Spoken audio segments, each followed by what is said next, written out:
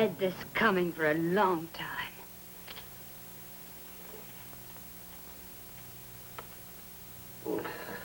Bravo! Bravissimo!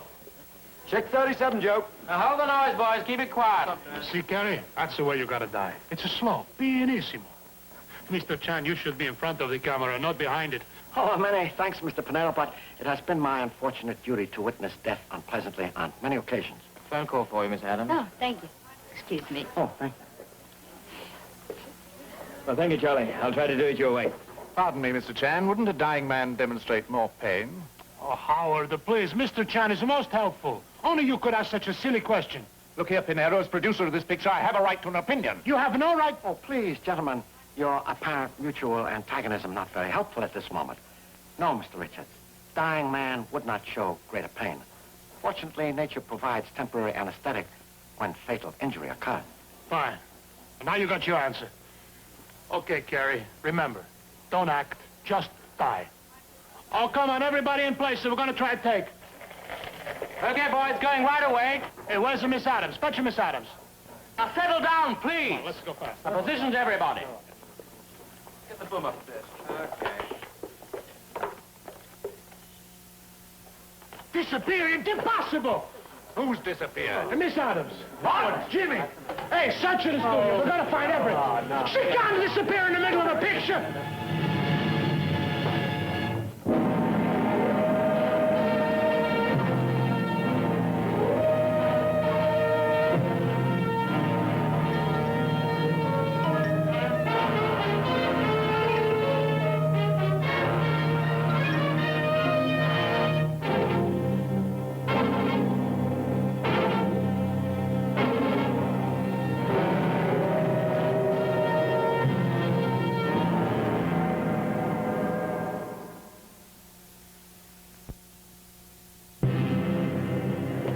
Checked everything I could think of, Pop. Let's see. The phone operators don't keep a list of incoming calls. The maid at Sybil's apartment hasn't heard from her all day, and the gateman, front and back, haven't seen her. Have you checked gate where extras enter? I didn't think of that. Be right back. Well, there must be something we can do. Well, Mr. Chan, you're a detective. Retired detective. My contract here calls for me to be technical advisor. However, I have one theory based on article just read in gossip column called Film Spotlight. What's it say?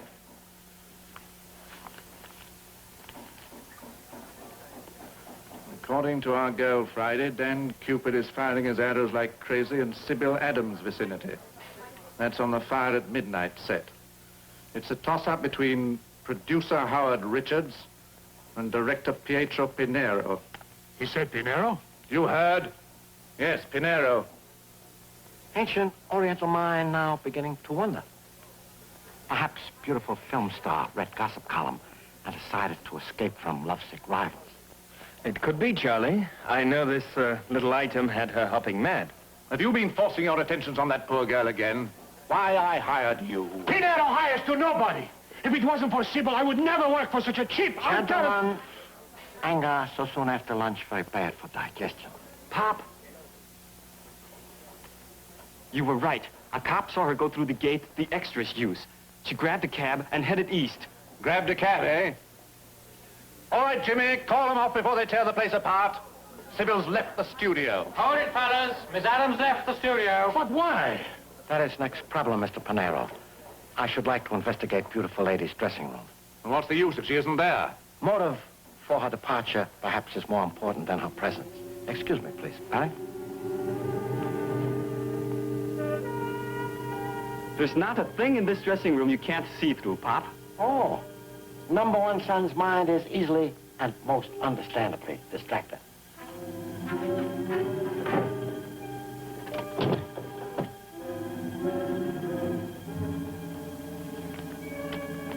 Hey, here's an envelope, unopened.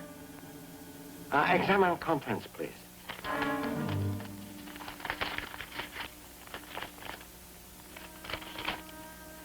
Wow, a key to Pinero's Capri Villa, and an invitation for Sybil to use it. Bet your life Pinero's at the bottom of this. Maybe yes, maybe no. I got it figured out. Pinero gets Sybil to disappear, So Howard Richards goes bankrupt. That way, Panero's got the field to himself. How's that for a bit? What do you got there? Surgical supply house advertisement. There's a circle around it.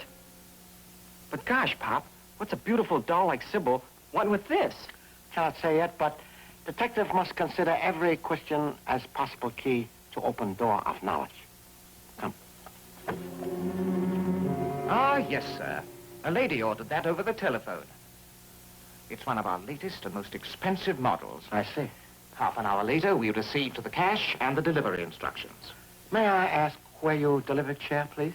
Certainly, sir. If you'll just wait a moment. Now then, let me see. Ah, yes, here we are. Ah, yes. Mr. Don Magruder, Ivy Cottage, Lovett Green, Berkshire. I am most grateful. Oh, one more thing, please. Excuse me, Barry.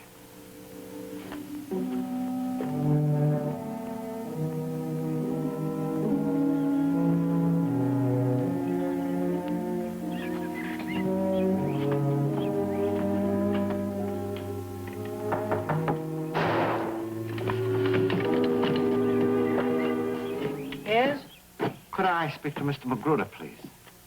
What do you want? Information, please. What about? About your new wheelchair. Desire to purchase similar one for my son, but supply house will not have one for 2 weeks. Would like my son to see yours before we make purchase. Come in.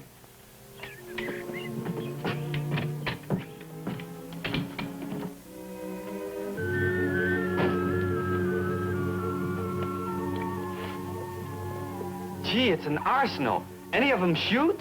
All of them. Most remarkable chair, Mr. Magruder. You find it satisfactory? I haven't tried it yet. If I may say so, Mr. Magruder, your wife must love you very dearly to give you such valuable gift.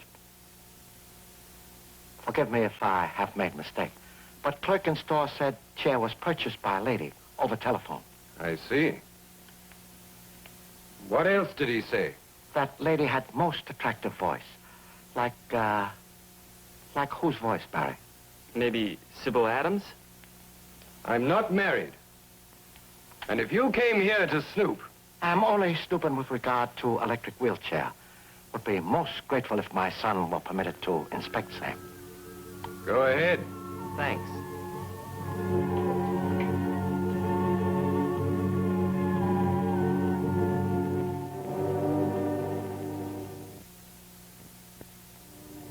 Mr. Magruder, you were ever an actor?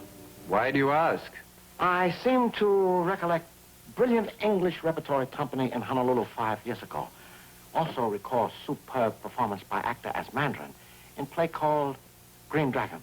Did he play it in a wheelchair? Wow! My apologies for son's poor performance. Takes very great actor to portray Invalid believably. All right. Now, why are you here? I want straight answers. Oh, no. Put that gun down. Don't be a fool. Oh, happy surprise, beautiful missing actress. No use, darling. This is Charlie Chan, the famous detective, and his son, Barry. I'm afraid they found us out. About time, too. Shut up. It's all your fault anyway. All I did was fall to the floor. You were lying unconscious. What was I supposed to do? I begin to understand. Very worried housekeeper telephoned actress wife at studio when invalid husband fell from chair. I lost my head, Mr. Chan. You see, no one knows that we're married. Oh, you were afraid to admit marriage because you feared it might hurt your box office appeal. Who'd be interested in a star once they learned she was tied to a wreck like me? You could always give her a divorce, but you're too fond of the money she makes. Please, Mabel. All right. There's the phone, Mr. Chan. Call the studio and tell them that you found Sybil Adams. My regrettable duty now to do as you say. Excuse me, please. So I dress up a nobody in $1 million worth of fancy publicity, and no one has the decency to tell me the truth. Now, just one leak, and my $1 million is down the drain. Oh, that's not necessarily true, Howard. And other actresses are married. Yes, but not to a... What? Howard! Oh, you know what I'm getting at. You knew it yourself, Sybil. That's why you kept your marriage a secret. What were you going to call me, Mr. Richards? Forget it. All right, I'll say it for you. A paralytic. Love and wheelchairs don't go together. Thanks a lot. Darling, don't take it so much to heart. Darling. I hope you're proud of yourself, Howard. I'm getting out. I have an idea the air's cleaner outside. Gosh, I thought Mr. Magruder was going to blow a fuse. Don't waste your sympathy, young man. That's how he gets his way. Well, I'm sorry. I lost my temper. Pardon my curiosity, Mr. Richards, but did you lose temper because of fear of losing money or because famous star is married? If you're suggesting... No, merely remembering gossip column which mentioned Cupid in relation with director and producer. Ah, the column. That was a big surprise, Mr. Chan. I thought the lady cared for me. For you? Huh. Why should she care for a phony piece of baloney like you?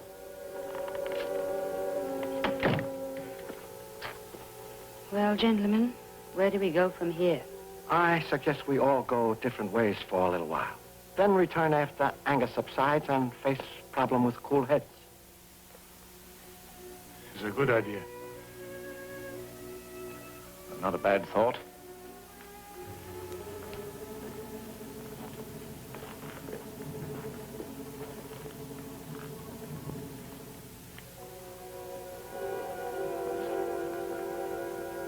Something of a mess all around, huh, Pop? A masterful understatement, my son.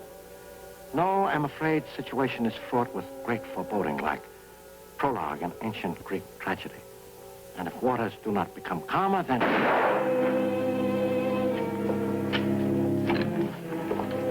You are hurt, Miss Magruder? No. No, somebody took a shot at me and I threw myself on the floor. Let me help you.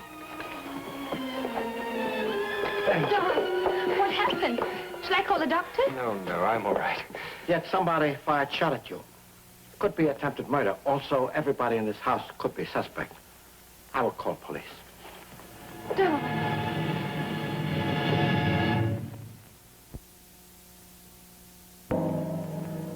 Well, there's only one more to see. The housekeeper. Mrs. Frost, come in, please, will you? Where were you at the time of the shooting? I was in Mrs. Magruder's sitting room. I see. You don't like Mr. Magruder, do you? He's a bad man. The only good thing he ever did was to rescue Sybil from her dressing room in the Sogi Theater in Tokyo caught fire. He fell down the ladder. The doctor said he was paralyzed. Sybil's felt guilty ever since, and he's used his paralysis as a whip. I see. Thank you, Mrs. Frost. Thank you, sir.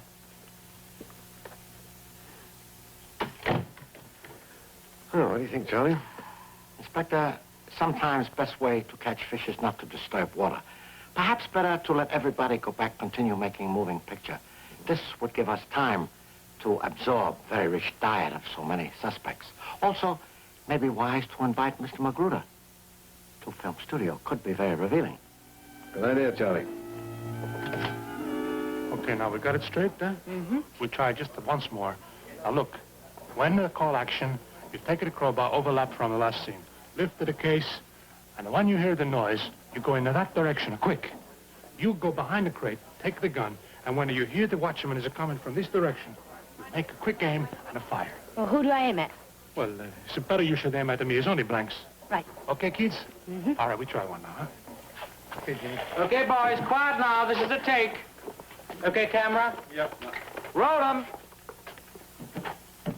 Mark it. 30, take one.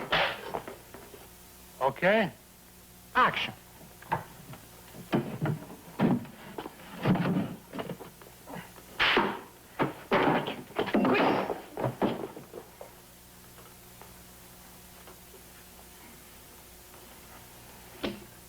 What's the matter with the gun? Okay, cut it, camera. Cut it. Where's the prop man? Hey, would you please examine the gun? I'm sorry, sir. It fired before. Okay, my friend, if it's going to fire the next time, are you going to be fired? All right, come on, we'll get back to work. May I see that?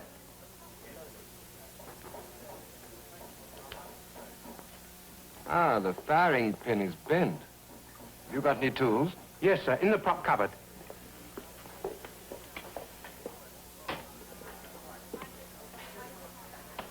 Still fishing? I've had better luck hunting. This contains every medical report on Magruder from Tokyo to London. The work of a dozen doctors. And the diagnosis? They all agree that his illness is psychological. Physically, there's nothing wrong with him. Well, that's fixed it. Well, I hope it works, sir. If not, I've got a couple more guns like it. You have? I keep them in this drawer here because they got live bullets in them. Of course, I can always change the blank if that one doesn't work, though. This'll work all right, but it needs a bit of oil. Oh, I've got some on the set. Okay, places, everybody, please.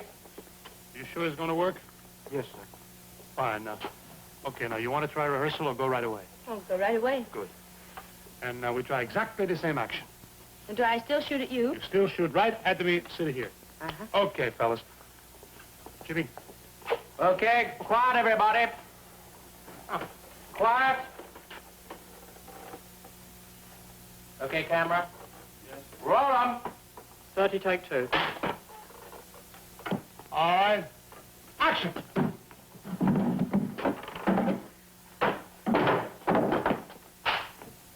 Quick.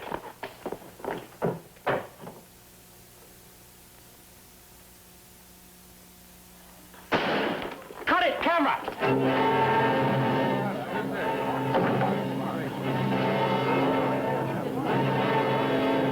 That ain't get knocked, the man shot.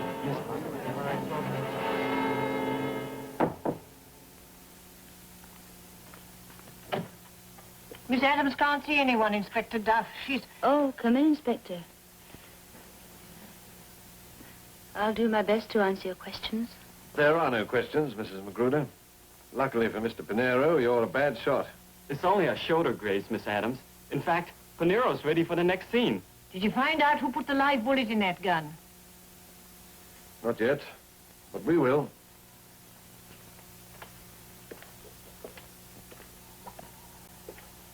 Oh, Inspector. Very important development.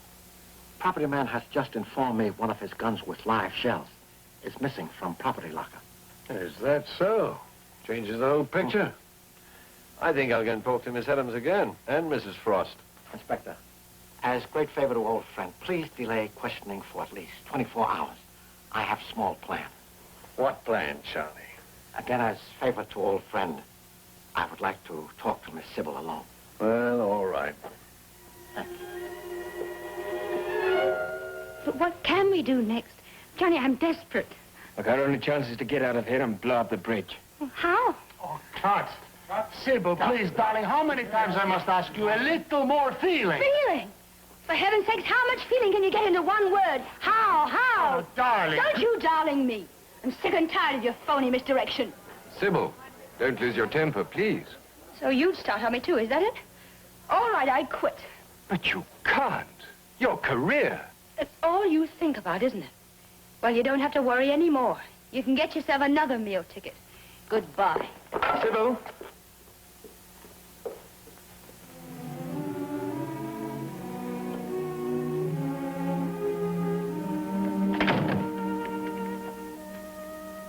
Were you thinking you might use it?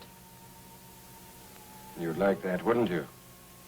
Put myself out of the way. There's nothing you wouldn't do to break up my marriage.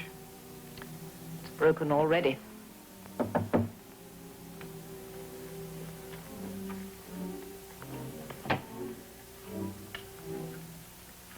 Oh, Mr. Magruder, please forgive lateness of call, but have something of great importance to talk to you about. Very strange coincidence. Great friend of mine, Mr. Huro, motion picture producer in Hong Kong, has just sent me this cable. Coincidence, of course, was he did not know of our acquaintance. Dear Charlie, while in London, would appreciate you trying to locate Mr. Don Magruder. I wish to engage him to play the Mandarin in a motion picture of the Green Dragon and co-star with Sybil Adams. Terms, £25,000. But these terms are fabulous. The Mandarin in the Green Dragon. My most successful theater role. Can you make a decision, Mr. Magruder? No. No, I'm sorry, Mr. Chan, I can't. You see, I can't walk anymore. But are you absolutely sure of that? That's a good question. The doctors say there's no reason he can't get out of that chair right now. Yes.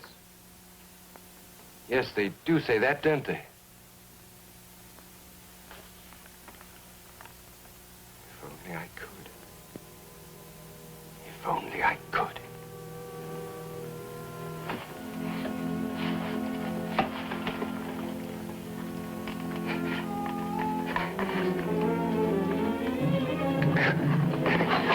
I better call Sybil. No. No, Mabel, please don't. I've cashed in on her sympathy too long as it is. I'm sorry, Mr. Chan. I'd give anything to do that film. I need the job desperately. It would solve all my problems. I'm afraid you'll have to find a better man. A whole one. Sybil.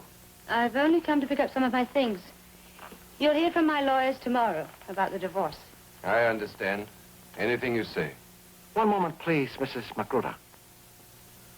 I have just received cablegram from Mr. Huro, big producer who wishes your husband to go to Hong Kong and play part of Mandarin in motion picture Green Dragon.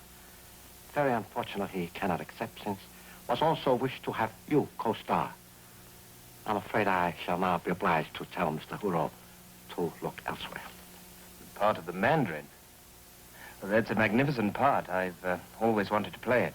Are you thinking you might play it, Carrie? Well, why not, if we were co-starring? Oh, most excellent idea. Sybil Adams and Carrie Norton. Very, very good. Oh, what do you say, Sybil? Shall we go to Hong Kong together? Don't let me stop you, Sybil. I'm not standing in your way any longer. Sybil, did you hear that? No, no. You can't go with him, Sybil. It was Carrie Norton who tried to kill your husband. That's a lie. I saw you. Then why did you not say so before? I should have. But I thought Mr. Magruder deserved to die. I believed he was a bad man, a parasite, playing the invalid to keep his wife with him forever. And then I saw him try to get out of that chair. I heard him refuse to hold Sybil any longer. So you tried to pin the shooting on me? Look, what possible motive could I have? The motive, Mr. Norton, was your desire to eliminate Mr. Magruder so you could court his beautiful wife. However, unlike director and producer, you concealed your desires very well until now. You have just exposed your hand when you thought you and Mrs. Magruder would go to Hong Kong. You walked into a well-laid trap. So, Mr. Chan, I suppose you think you're a very clever detective. Stand away from that door. Drop that gun. Very well, Inspector. I am most grateful, Mr. Magruder. So, it was Carrie Norton. No longer any doubt, Inspector. And you have excellent eyewitness in housekeeper, Mrs. Frost, who witnessed his attempt to eliminate Mr. Magruder here in-house. Also, I think you will find this to be gun stolen from prop room, with which he also tried to kill husband on film set. But fortunately, he missed and just slightly wounded poor lovesick director. Come with me, Mr. Norton.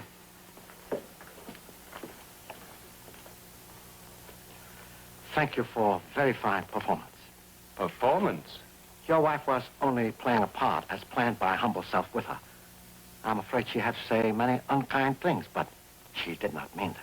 Cablegram was not from Mr. Huro, but from unworthy self. However, was necessary to expose potential murderer. Sybil. And now, darling, why don't you try your new chair, hmm? You sure is absolutely necessary? Doctor still contends you can walk. Yes, walk.